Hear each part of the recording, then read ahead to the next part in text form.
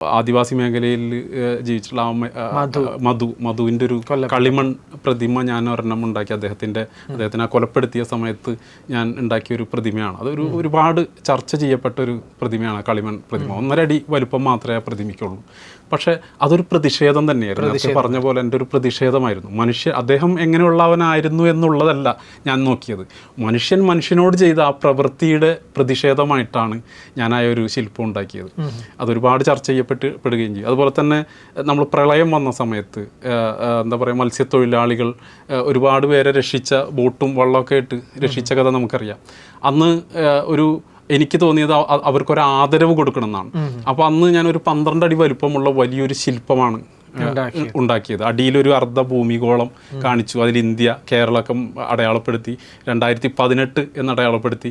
അതിലൊരു തിരമാലകൾക്കുള്ളിലൊരു വഞ്ചി ഇങ്ങനെ നിൽക്കുന്നതായിട്ട് കാണിച്ചു. ആ വഞ്ചിയിൽ കുറേ മത്സ്യത്തൊഴിലാളികൾ നിരന്ന് നിന്നിട്ട് കേരളം ഇങ്ങനെ ഉയർത്തിപ്പിടിച്ച് നിൽക്കുന്നതായിട്ട് കാണിച്ചു. ആ കേരളത്തെ ഉയർത്താനായിട്ട് ഒരു ഇന്ത്യൻ സൈന്യത്തിൻ്റെ ഹെലികോപ്റ്റർ വന്ന് നിൽക്കുന്നത് വരെ ആ ഒരു സാധാരണക്കാരന് കണ്ടാൽ മനസ്സിലാവുന്ന ഒരു ശില്പമായിട്ട് ഞാനതിനെ ചെയ്തു.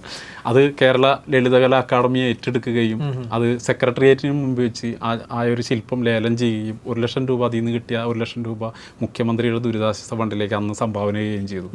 എനിക്ക് അതിനേക്കാൾ കൂടുതൽ സന്തോഷം തോന്നിയത് ആ ശില്പം ഇപ്പോൾ ഇരിക്കുന്നത് നമ്മുടെ നിയമസഭയ്ക്കുള്ളിലെ മ്യൂസിയത്തിൽ.